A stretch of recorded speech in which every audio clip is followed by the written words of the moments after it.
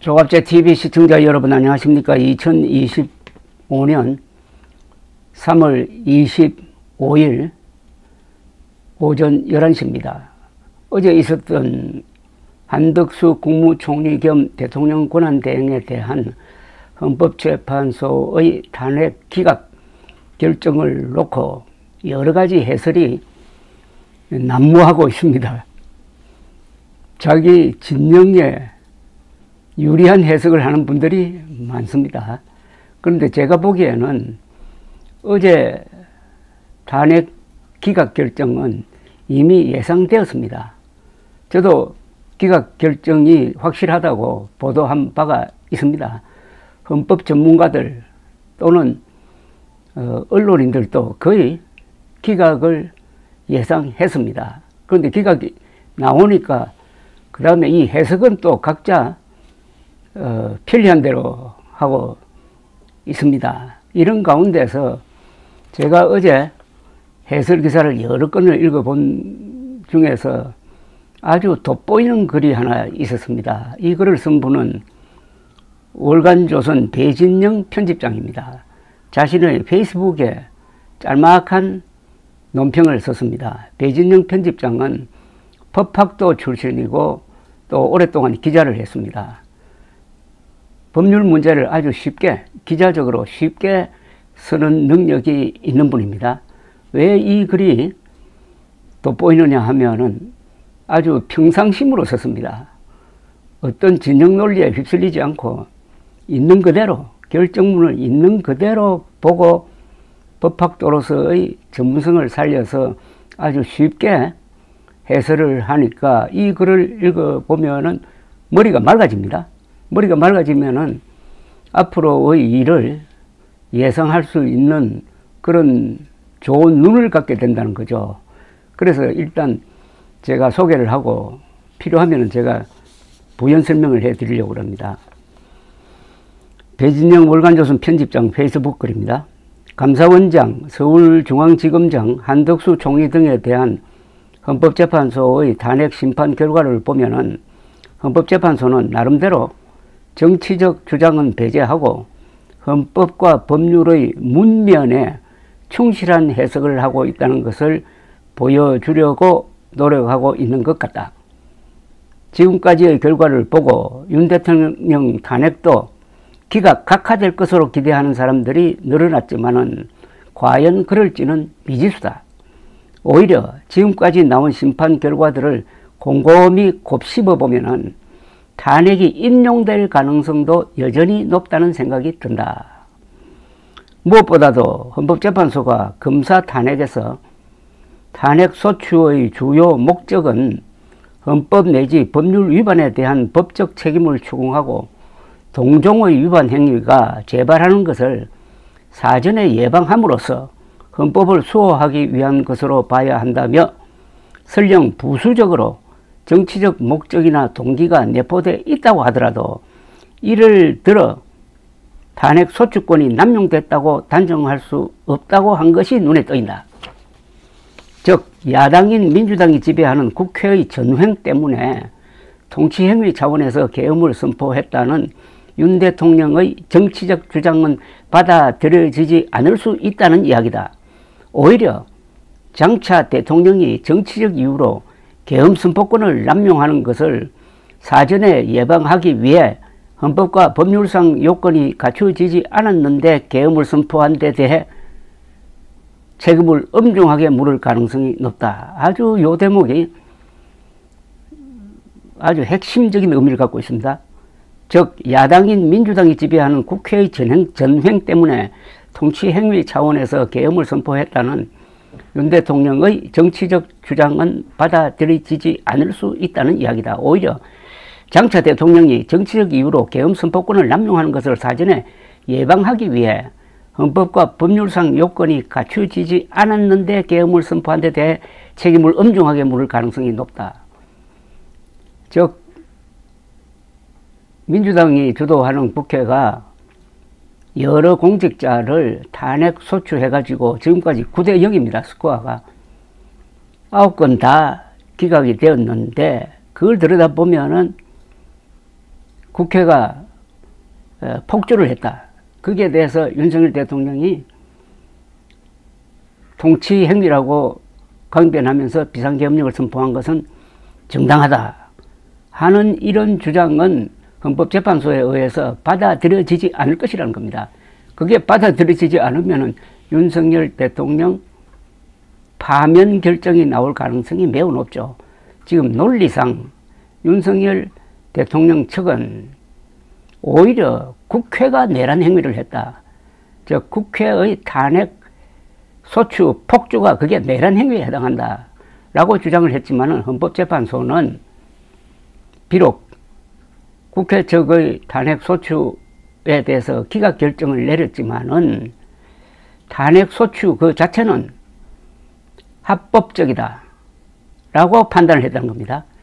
탄핵 소추의 핵심은 공직자가 법률 위반, 헌법 위반하는 것을 막기 위해서 똑같은 잘못을 미래에 저지르는 것을 사전에 예방하기 위해서 탄핵 소추한 면이 있다는 것을 인정했다는 겁니다. 그렇다면 윤석열 대통령 측의 그 변론 핵심은 받아들여지지 않는 겁니다.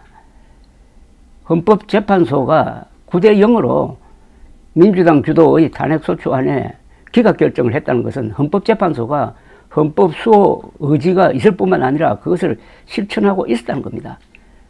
그러니까 헌법재판소를 믿고 윤석열 대통령이 좀 참고 또 필요할 때는 거부권 행사도 많이 했어요. 이런 식으로 대응하면은 민주주의와 법치주의 범위 안에서 문제를 해결할 수 있는데 참지 못하고 비상계엄령을 선포해가지고 건국 이후 처음으로 군대를 국회와 선관위로 진입시킨 것이 이 사건의 핵심입니다. 그렇다면 그 사실관계가 명백하므로 배진영 편집장은 뭐 직설적으로 이야기하지 않았지만은 제가 해석을 하면은 윤석열 대통령의 파면 결정이 훨씬 더 그 가능성이 높아졌다 이런 이야기입니다. 이어서 소개해 드리겠습니다. 또 헌재는 오늘 한덕수 총리에 대한 기각 결정을 하면서도 국회의 탄핵 절차에는 문제가 없다고 했다. 감사원장 검사 탄핵에서도 마찬가지였다. 헌재는 과거 다른 종류의 심판에서도 그랬지만은 국회의 의사 절차에 대해서는 국회의 재량권을 넓게 인정해서 문제 삼지 않는 경우가 많았다. 그렇다면 국회의 절차적 하자를 이유로 하는 각하 가능성도 멀어질 수 있다. 요새 윤석열 측에서는 기각보다는 각하 가능성이 더 많다고 주장을 하고 있는데 어제 한덕수 총리에 대한 기각 결정문을 통해서 각하 가능성은 사실상 사라졌다는 그런 이야기입니다. 각하가 되려면은 그 탄핵소추안을 국회에서 통과시킬 때 문제가 있고 그것을 헌법재판소에서 받아들여서 심리를 계속하는 과정에서 결정적인 절차상의 하자가 있었다는 것이 확인되어야 되는데 그것을 헌법재판소는 인정하지 않았던 겁니다. 어제 탄핵 기각 결정문에서 가장 중요한 게 하나 있었어요. 이 권한대행, 국무총리 겸 권한대행을 탄핵을 할 때 국무총리로 볼 것이냐 대통령 권한대행으로 볼 것이냐의 쟁점이 있었습니다. 국무총리로 보면은 재적 의원 과반수의 찬성으로 탄핵소추가 가능합니다. 국회는 그렇게 했습니다. 그러나 권한대행이므로 대통령에 준해서 해야 된다. 그러려면 3분의 2, 즉 200명 이상, 재적 의원 3분의 2, 200명 이상의 찬성으로 통과시켜서야 한다. 그런데 과반수 찬성으로 통과시켰으니까 이것은 절차적 문제가 있으니까 각하해야 한다는 주장을 어제 헌법재판소는 받아들이지 않았습니다. 즉 과반수로 한다. 대통령 권한대행이지만은 국무총리가 본직이므로 대통령에 준하는 3분의 2 의결 정족수는 인정할 수 없다라고 해가지고 국회의 의결 과정에 흠이 없다고 합헌 결정을 내렸습니다. 그렇다면은 윤석열 대통령 탄핵 심리 과정에서는 뭐 그렇게 큰 절차상의 흠결이 없습니다. 내란죄를 왜 뺐느냐고 그러는데 뺀 게 아니고 소추문에 있는 내란죄를 내란 행위로 판단해달라. 내란죄는 형사재판소에서 확정 판결이 나는 데는 그 몇 년 걸리니까 헌법재판소에는 내란 행위가 있었느냐 없었느냐, 그리고 그 내란 행위가 있었다면은 헌법 위반이냐 아니냐, 그리고 중대성이 있느냐, 이렇게 판단을 해달라고 해가지고 그걸 사실상 헌법재판소가 받아들였습니다. 따라서 이것은 절차적 흠결이라고 볼 수 없고 이미 박근혜 대통령 탄핵 심리에서도 그렇게 한 전례가 있습니다. 그러니까 각하 가능성은 없어졌습니다. 어제부로. 그 이야기를 배진영 편집장이 하고 있습니다. 배진영 편집장의 논평을 이어서 소개해 드리겠습니다. 헌재는 한 총리 탄핵 심판에서 12.3 비상계엄의 위법성 여부에 대한 판단을 밝히지 않았다. 하지만 이는 한 총리가 계엄 과정에서 수동적 위치에 있었기 때문이고, 오늘 계엄의 위법성 여부를 미리 언급하면은 정치적 논란이 가중될 것을 우려했기 때문일 것이다. 어제 결정문에서 아마 비상계엄에 대한 헌법재판소의 판단이 엿보일 것이다라고 기대했는데, 어제 헌법재판소는 그 문제를 이렇게 다루었습니다. 헌법재판소 결정문 중에서 12.3 계엄 관련 요지를 제가 읽어드리겠습니다. 이 사건 기록에 의하면은 피청구인 한덕수입니다. 피청구인이 비상계엄 선포의 절차적 정당성을 부여하기 위하여 국무회의 소집을 건의하는 등의 적극적 행위를 하였음을 인정할 만한 증거나 객관적 자료는 찾을 수 없고, 국회의 비상계엄 해제 요구 결의안이 가결된 이후 대통령에게 국무회의 소집을 건의하지 않았다는 등의 소추 관련 사실을 인정할 만한 증거나 객관적 자료도 찾을 수 없다. 좀 말이 어렵지만은 핵심적인 문장은 요겁니다. 피청구인이 비상계엄 선포의 절차적 정당성을 부여하기 위하여 국무회의 소집을 건의하는 등의 적극적 행위를 하였음을 인정할 수 없다고 했습니다. 이게 무슨 말입니까?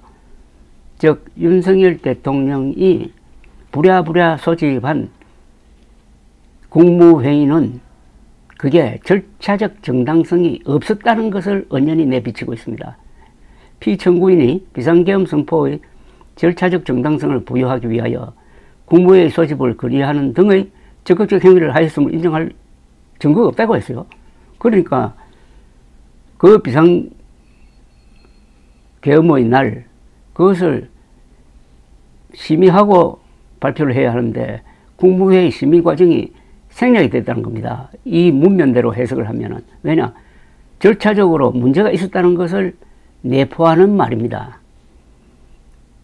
바로 이 대목 아니겠습니까? 비상계엄 선포의 절차적 정당성을 부여하기 위하여 피청구인이 국무회의 소집을 건의하는 등 적극적 행위를 하였음을 인정할 수 없다고 했으니까 국무총리가 절차적 정당성을 확보하기 위한 행동을 하지 않았다는 겁니다. 그럼 그 국무회의는 절차적 문제가 있다는 것이고, 헌법재판소에 나와가지고 한덕수 국무총리가 증언을 했습니다. 실체적으로 문제가 있는 국무회의였다. 그러면은 헌법재판소가 이미 그렇게 판단하고 있다는 것을 여기에 적어 놓은 것과 마찬가지입니다. 그러니까 중요한 시사점을 하나 남겼는데 기자들은 그러니까 깊게 읽지 않고 그냥 스쳐가듯이 읽었는데, 이걸 보면은 윤석열 대통령의 비상계엄령 선포는 첫째, 선포 요건에 맞지 않았다.